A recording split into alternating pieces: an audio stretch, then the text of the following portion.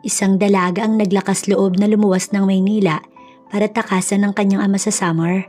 Pero paano nga ba kung ang matagpuan niya sa Maynila ay isang panibagong kapalaran na mas nakakatakot na karanasan? Ikaw ba yung sinasabi ni Jane na nag-apply na kasambahay? Saad ng baklang si Joy. Opo, ako nga po. Pwede po bang isama niyo na ako ngayon pagluwas niyo?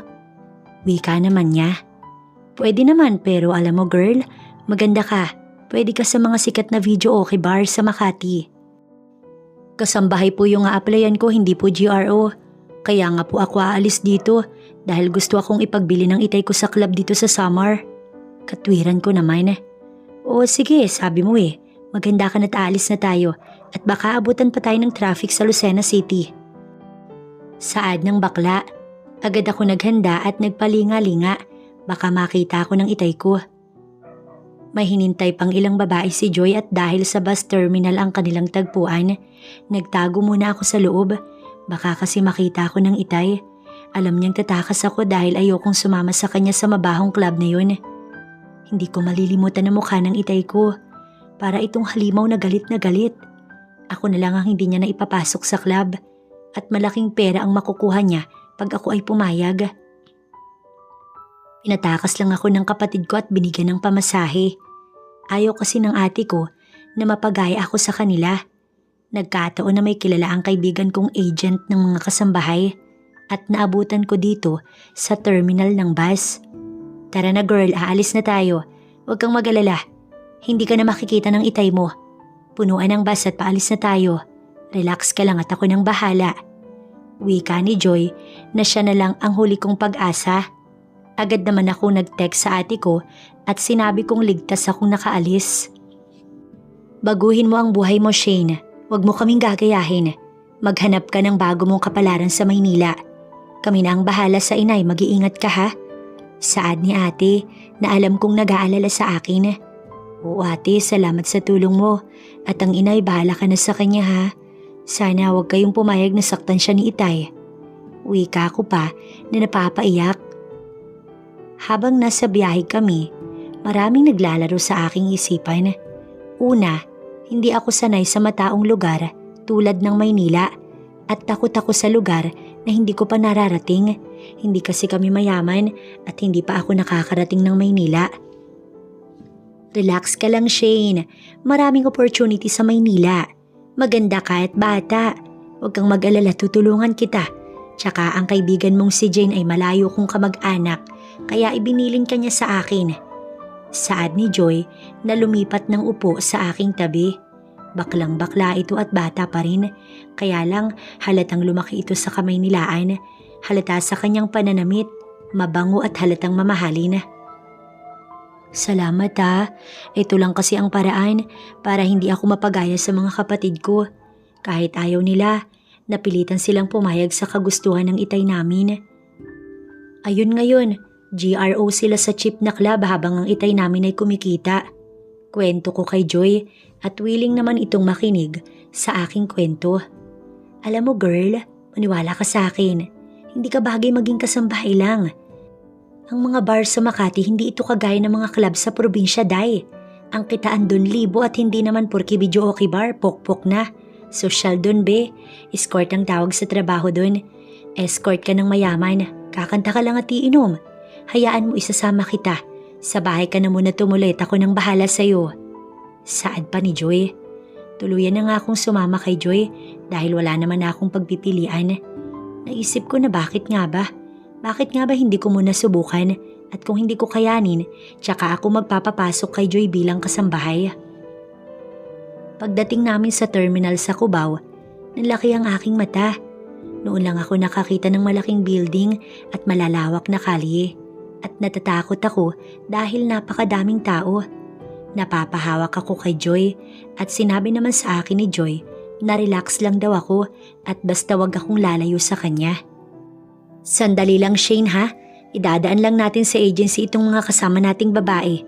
May commission kasi ako sa kanila per head, kaya sayang din yung datong. Basta wag kang lalayo at hindi mo na kita ipapasok sa agency. Ipapakita ko muna sa'yo ang mundo ko, kung saan ako nagsa-sideline at baka sakaling magustuhan mo At kung hindi mo naman makaya ang trabaho, ihahanap kita ng employer mo bilang kasambahay. Okay na ba sa'yo ang deal natin? Tanong sa akin ni Joy at natuwa naman ako sa kanya dahil napaka-positive niya at lagi siyang nakangiti. Sige Joy, siguro naman kakayanin ko. At kung para sa'yo, sa tingin mo, pasok ako sa trabaho sa KTV bar. Sige, try tayo, wala naman akong pagpipilian at kailangan ko din kumayod dito. Sabi mo nga, baka mas maganda yung opportunity dun at kung malaki ang kitaan, mas makakaipon pa ako. Gusto ko kasing kunin ang aking kapatid at inay ko. Gusto ko silang ilayo sa itay ko. Wika ako pa kay Joy.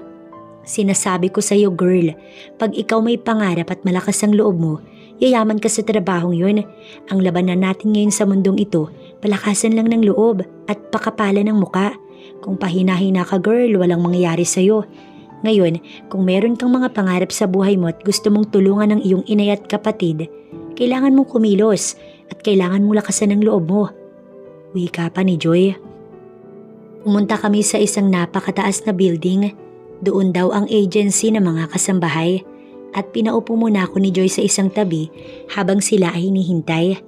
Palingali nga ako at medyo natatakot ako sa paligid kasi ang daming tao at napakataas ng building na pinasukan nila. Nakita ko ang mga tao sa paligid, ang mga kaedad kong dalaga na magaganda ang suot. Naiinggit ako sa kanila. Sa isip ko, gusto ko ring mangyari iyon. Gusto kong bumili ng mamahaling sapatos, damit at bag. Pero tama si Joy, kailangan malakas ang loob ko at makapal ang muka. Kaya kailangan kong mag-isip ng magandang plano sa aking buhay.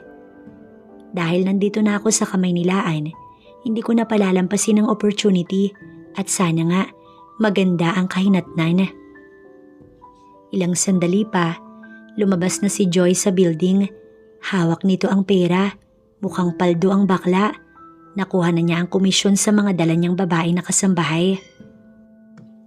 Tara na Shane, kumain muna tayo sa mga fast food resto dito sa area. Tapos, igagala muna kita bago tayo umuwi. At mamayang gabi, tamang-tama, nag-PM na sa akin ng isa kong kaibigan. At magkikita kami sa isang bar sa Makati. Ipapakilala kita. Manager yun ng isang video okay bar doon. At lagi silang naghahanap ng mga escort na kagaya ng edad mo. At pasok na pasok ang tindig mo. Yayaman ka doon girl. Kay sarap pakinggan ng salitang yaman. Pero sa isip ko, sana nga makaya ko. Matapos naming kumain, naglakad-lakad kamit na masyal. Busog na busog ang aking mata sa magagandang building na aking nakikita. At sinabi sa akin ni Joy, masasanay din daw ako sa lugar na yun. Kailangan ko lang daw lakasan ng loob ko at matutong tandaan ang mga street at pasikot-sikot sa lugar. Malapit lang ang tinitirhan ko dito. Umuupa kami't mga bakla ang aking kasama. Maliit na apartment iyon at kasya naman tayong lahat. Mababait sila at pag sinabi ko naman sa kanila na inahanap kita ng trabaho sa Makati, papayag yung mga yon na makitira ka muna sa amin. At kung magkaroon ka naman ng trabaho, mag-share ka na lang ng konti. Okay na sa amin yun. Ang gusto ko lang mangyari sa buhay mo Shane, matuto kang lumaban at matuto kang makipagsapalaran para yumaman ka. Swerte mo nga babae ka eh. Ako nga bakla, nakikipagsapalaran dito sa Manila. Pero kita mo naman kahit papaano kumikita ako. Saad pa ni Joy. Narating nga namin ang maliit na apartment na kanilang inuupahan at mga bakla nga ang kasama ni Joy at ang mga trabaho, mga waiter sa mga video okay bar. At tama si Joy, mababait sila. Marami rin kasi akong kaibigang bakla sa Samar, kaya hindi ako naiilang. At halos sa mga kabarkada ko noong high school, puro bakla din. Kaya naman, hindi ako nahirapang makisama sa kanila at masaya silang kasama. Naku be, maganda ka. Tsak, pag-aagawan ka ng mga parokyano sa KTV bar. Utak lang ang gagamitin mo be.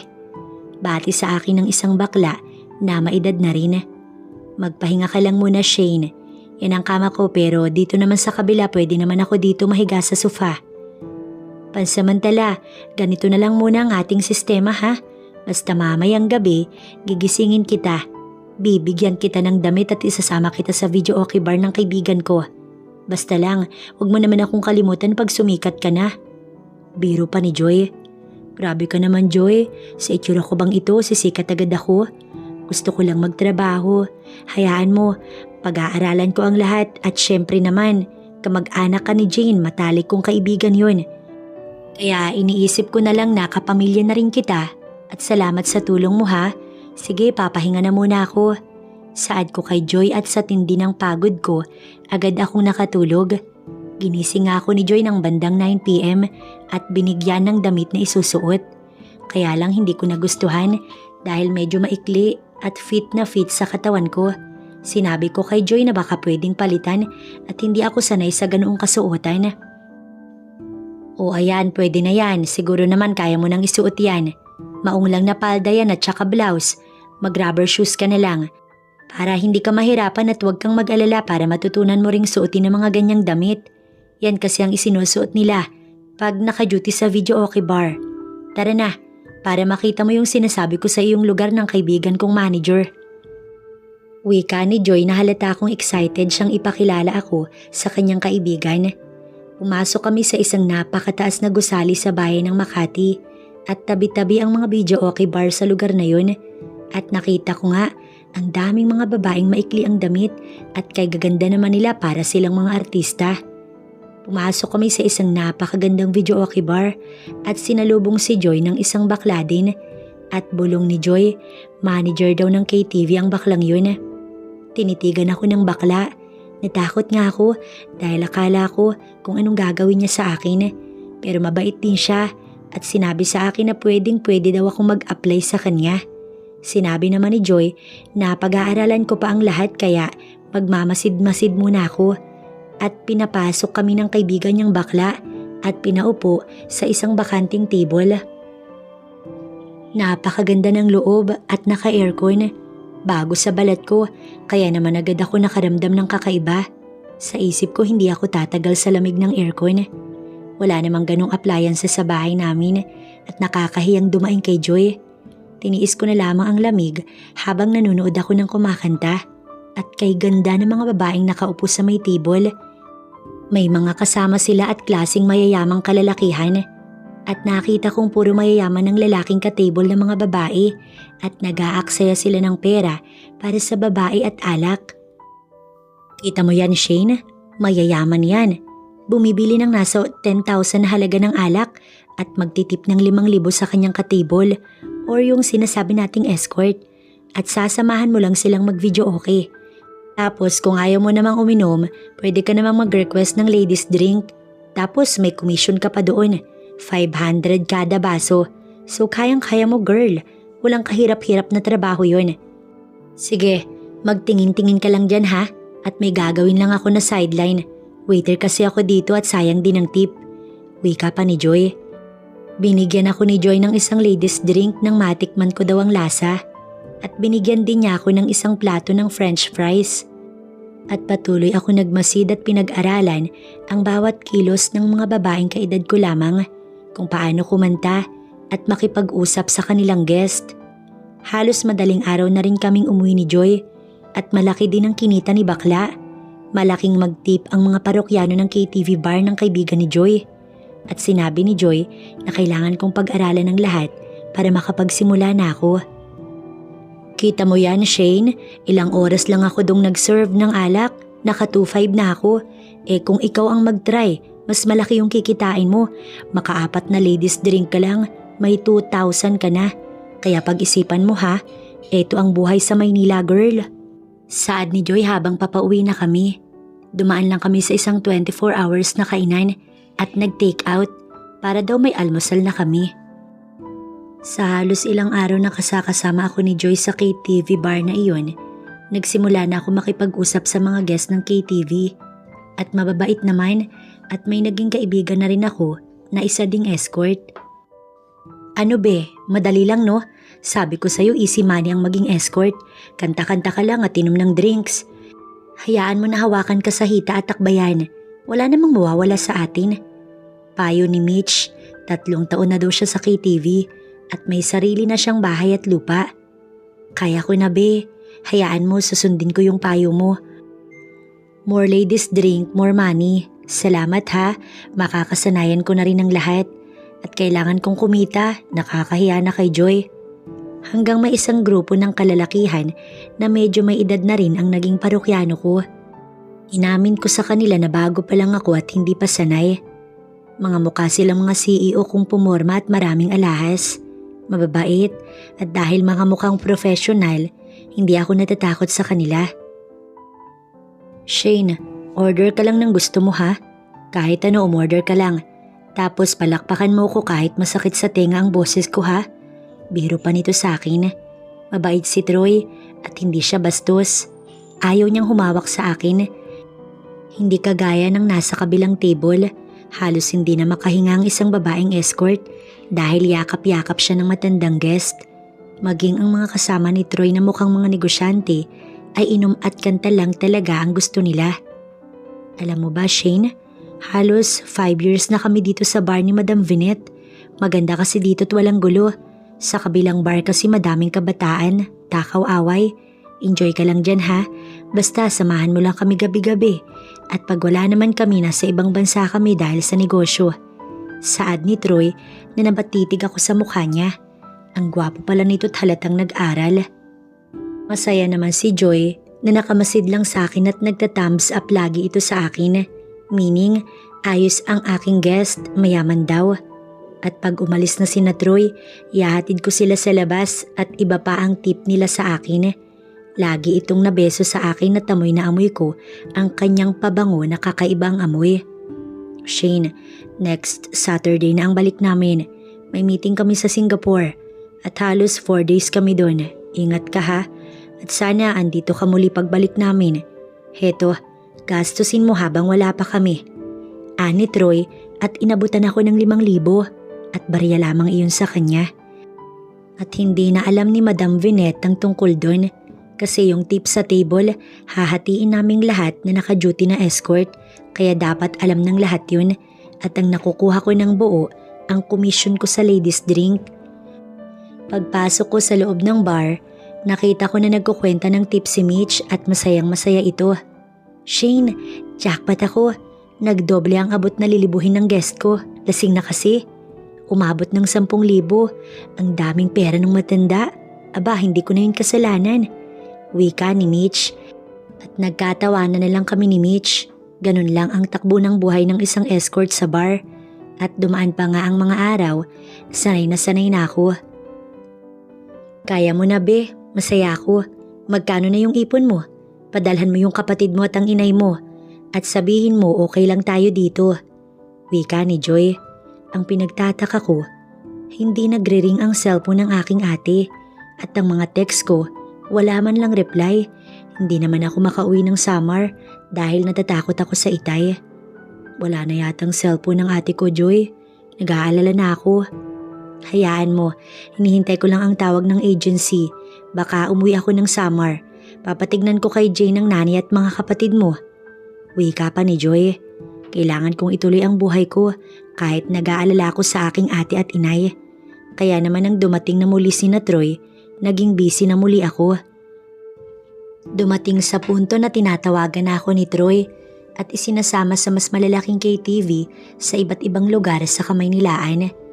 Naging barkada ko na ang tropa ni Troy at maging si Mitch nagiging barkada na rin ni na Troy. At minsan, nag-aakit ang mga ito sa private bar nila at may VIP ron. Mas malaki ang bayad nila sa amin dahil labas ng KTV ni Madam at binabayaran nila ang bawat labas namin. Naging open na rin kami sa isa't isa at kilalang kilala na ako ni Troy. Gusto mo ba, Shane, biyahe tayo pa uwi sa inyo? Mamatyagan lang natin ang bahay nyo. At nang makita mo ang ate mo, puntahan natin ang club sa summer. Magsasama ako ng mga bodyguard kong bouncer. Marami akong tropa. Baka akala mo malalaki katawan. Saad ni Troy na hindi ko naman sineryoso. Buong akala ko'y nagbibiro lamang ito sa akin. Joke lang ba yan, Troy, or totoo? Alam mo ba, nag-aalala na ako sa inay at sa 2 kong kapatid na babae. Kung joke lang yan, okay lang. Pero pag tototohanin mo, tatanawin kong utang na loob yun, Troy. Hayaan mo, gagawan ko yun ng schedule. Kailangan mga 3 to 4 days yan kasi malayo.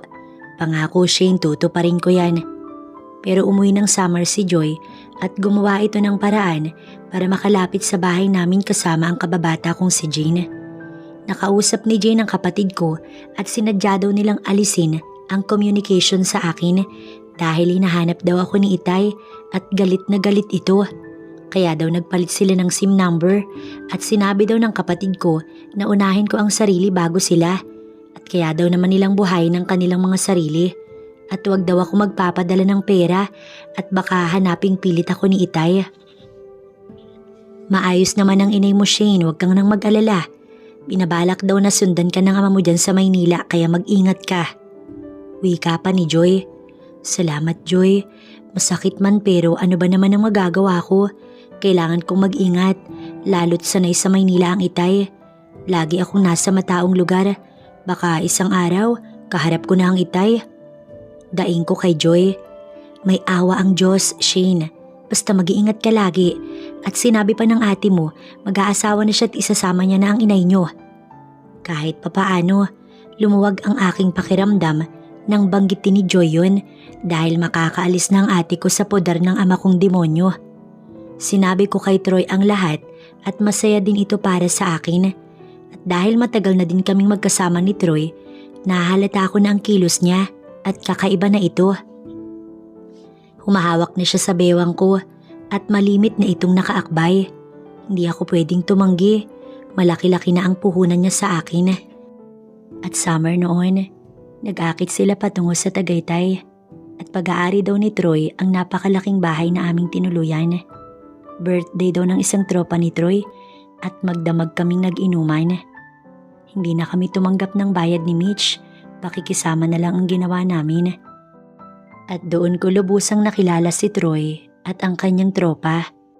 Sa magdamag na kasayahan, nakita kong gumagamit sila ng gamot at ayaw ni Troy na gumamit kami ni Mitch kaya alam kong mabuting tao pa rin ang mga ito. Ito ay legal sa bansang pinanggalingan ko, Shane. Andun lahat ng pamilya ko. At parang yosi lang ito sa ibang bansa kung saan ako lumaki. Pero ngayon pa man ayokong gayahin nyo kami ha. Doon kayo sa pool at doon kayo mag-inom at hayaan niyo kami dito sa sala. Ani Troy, naramdam kong concern siya sa amin ni Mitch. Okay boss, salamat naman sa concern, nauunawaan namin. Sagot naman ni Mitch. Agad naman kaming lumipat ng pwesto. Bit-bit ang napakaraming pagkain at mamahaling alak. Tara Shane, eto na rin ang pahinga natin. Samantalahin na natin ang pagkakataong to. Bukas may bayad na to. Hindi natin kayang bilhin ng lecheng alak na to. At ang mga pagkain ngayon ko lang natikman. Dagdag pa ni Mitch. Tama naman si Mitch, kahit ako man. Hindi ko sukat akalain na makakatikim ako ng mamahaling alak. At ang mga pagkaing handa ni na Troy, noon ko lang rin natikman. Habang tumatagal ang oras at hating gabi na, ramdam namin na may mga dumadating at umaalis pa silang bisita. Masasaya silang nagtatawanan at alam kong mga lasing na ito. At ang pinagtataka namin ni Mitch, wala silang naging bisitang babae, kundi kaming dalawa lamang. At ang tropa ni Troy, puro kalalakihan lamang. Ang apat na kasama lagi niya sa KTV bar at yun lang ang alam naming barkada nito. At bandang mag-uumaga na at may mga dumarating pang iba na kalalakihan na napakagandang lalaki pa rin at mukhang mayayaman at negosyante din. Nasa isip namin ni Mitch na bakit wala silang mga GF. Nag-e-enjoy sila sa company namin at tama nga naman si Mitch at napapaisip na rin ako. Hindi kaya sila mga bakla? Alam mo kasi ngayon siguro sa summer wala pang ganun pero dito sa Metro Manila ang lihitimong mga bakla ay kung manamit ay mga lalaking lalaki at kung kumilos at manalita purong-purong lalaki. Pero be, baka sila yung tinatawag nating lalaki pero paminta, same pa rin sila ng bakla. Pero kakaiba ang kanilang diskarte, pwede sila sa lalaki at pwede sila sa babae. Bulong pa sa akin ni Mitch. Hoy Mitch, grabe ka naman, ano yan? Hula mo lang ba or talagang totoo? May ganun ba talagang bakla? Pero sa bagay sa amin sa summer ang mga bakla doon, hindi naman nagdadamit ng pangbabae. Pero naka-lipstick at katulad ng kaibigan kong si Joy, baklang-bakla siya diba? Pero pantalon pa rin at t-shirt ang suot niya. Sa bagay sa isang banda, nakakahalata rin ako kina Troy. Bakit puro sila lalaki no? Hayaan na lang natin sila Ang mahalaga ay ginagalang nila tayo at tropa ang tingin sa atin. Wika ako naman kay Mitch at nagtawanan lang kami ni Mitch at sinabing wala kaming pakialam basta ang mahalaga, binabayaran kami ng tama. At kahit ladies drink lang ang iniinom namin ni Mitch, tinatamaan din kami. At sa dami ng aming nainom, medyo lasing na kami ni Mitch at nakaramdam na ng hilo. Kaya pumunta na kami sa itinuro sa aming kwarto. At hindi na kami nagpakita pa kina Troy na marami pa silang kainuman ng mga oras na yun. Hilong-hilo na ako noon. At habit ko na noon pa na ako'y pag nalalasing, malimit akong mag-CR. Kaya naman nakailang bangon ako at alam kong tahimik na ang paligid. Kaya naman hindi na ako naiilang. At naghanap na ako ng CR. Sa tindi ng hilo ko, hindi ko na maintindihan kung saan ba ako pumasok. At naramdaman ko na lang na may humilas sa akin. At dahil hilong-hilo na ako, hindi ko kayang igalaw ang katawan ko. Alam kong kakaiba na ang nangyayari. Pero bakit ganun? Ayaw tumanggi ng aking katawan. At parang gusto ko ang ginagawa sa akin ng kung sino mang nilalang na yun na humilas sa akin. Nagsimula na niya akong halikan at wala siyang pinalampas. Hindi ko maintindihan ang aking nararamdaman. First time kong maramdaman ang kakaibang kuryenteng iyon na dumadaloy sa aking katawan. Sa bawat halik niya sa akin, hindi ko talaga mapigilan ng magingay. Wala pa akong alam sa bagay na iyon. Pero hindi ko alam kung bakit napapasunod ako sa ginagawa ng lalaki. Madilim ang kwartong yun at umiikot ang tingin ko hanggang sa maramdaman ko na lamang na ginagawa niya na ang bagay na iyon sa akin. Tinakpan niya ang bibig ko at habang tumatagal, nagugustuhan ko na ang ginagawa niya. At rinig na rinig ko na nagsasalita ito kahit ako'y nawala na sa katinuan. Rinig ko ang binanggit ng lalaki na, "Berhen ka pa pala." At buhat sa salitang iyon, hindi ko na alam ang sumunod na nangyari. Shane, gising na, mag-shower ka na. Pasensya ka na, may nangyari sa atin kagabit, nahiya ko sa'yo. Di ko rin kasi alam na wala ka pang karanasan. Sana mapatawad mo ko at huwag ka sanang magalit sa akin. Di naman ako masamang tao. Siguro dahil na rin sa epekto ng damo nakaramdam ako ng kakaiba sa katawan ko. At naging marupok ako at ikaw ang nakita ko kagabi. Shane, sorry.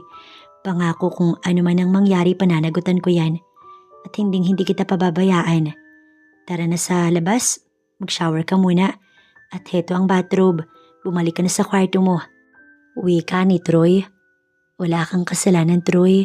Ginusto ko din ang nangyari.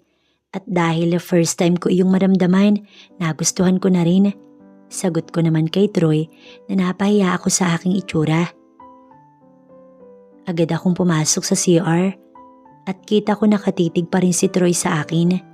Namula ako't hiyang-hiya pero ewan ko ba, parang gusto ko ang kanyang tingin sa akin. Matapos ako mag-shower, agad akong bumalik sa kwarto namin at tulog pa si Shane, maging ang 4 na tropa ni Troy ay tulog pa rin. Napaupo na lang ako sa kama at gumana ang aking imahinasyon. Ramdam ko pa ang kuryente sa aking katawan. Kahit masakit, ang bagay na iyon sa akin, hindi ko iyon dinamdam. Ang nararamdaman ko ay kiliti sa aking buong katawan. Ano yun? Bakit ganun? Parang ang sarap naman sa pakiramdam. Ganun pala ang pakiramdam at ang amoy ni Troy. Naamoy ko pa rin hanggang ngayon. Wika ko sa aking isip. At isang mahinang katok sa pintuan ang aking narinig. Shane, tara kakain na tayo, masarap to, mainit ang bulalo. Tamang-tama sa ating hangover. Kung tulog pa si Mitch, hayaan mo muna. Wika ni Troy na napakalambing ng kanyang boses. Para naman akong robot na tumayo at sumunod kay Troy.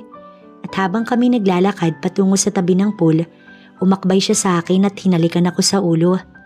Muli akong nangilabot at may kung anong kirot sa aking pagkababae ang aking naramdaman. Nagulat naman ako sa ginawang paghalik ni Troy sa ulo ko at paghawak niya sa aking bewang. God, ano to? Bakit ganun? Nagkataon pang naka-bathrobe lang ako noon. Yung suot ko kagabi dinampot ko lang at tinambak ko sa kwarto namin ni Mitch. Hanggang naaamoy ko muli ang pabango ni Troy dahil kami pa lang ang gising. Habang palapit pa lang kami sa lamesa sa tabi ng pool. Hindi ko alam nang bigla akong halikan ni Troy at sabay hawak sa aking bewang at hinila ako patungo sa CR. At ewan ko, bigla ko nang hina at muling ibinigay ang gusto ni Troy. At tuluyan nang naganap ang bagay na iyon sa pagitan namin. Hindi namin maipapaliwanag ang sayang nararamdaman namin ng mga oras na yun. Di na nga rin namin mapigilan na magingay dahil sa aming nararamdaman. Parehas naming narating ang dulo. Parang walang nangyari nang kami ay matapos na umupo sa lamesa at nilantakan ng mainit na bulalo na in-order ni Troy sa sikat na restaurant sa Tagaytay. Nakangiti si Troy na humihigop ng mainit na sabaw sabay titig sa akin. Ang sarap mo naman, Shane. Ang bulalo pala. At sabay kaming nagtawanan. Naabutan kami ni na Mitch at ang 4 na tropa ni Troy na nagtatawanan at nakahalata si Mitch sabay sipa sa aking paa. Para kang walang hangover Natulog ka ba, be? At ikaw, Sir Troy, parang hindi ka naka 2 joints kagabi Biro ni Mitch sa amin at muli kaming nagtawanan ni Troy. Bumalik kami ng Manila at bumalik sa realidad ng buhay. At isang araw kinausap ako ni Troy at ayaw na niya na pumasok pa ako sa KTV bar. Wala kaming label pero ewan at parang ayaw ni Troy na may guest pa akong i-entertain habang wala siya. Nagtaka naman si Joy at nakahalata na rin. May dapat ba akong malaman, be? Baka pwede mong i-share. Wala namang label, Joy, pero nagawa na namin ang bagay na yun at pakiramdam ko pag-aari niya na ako. Ganun lang. Sabay tirik ng aking mata. Agad naman ako nasapok ni Joy at sinabing, "Gaga, talian mo na yan bago mauntog."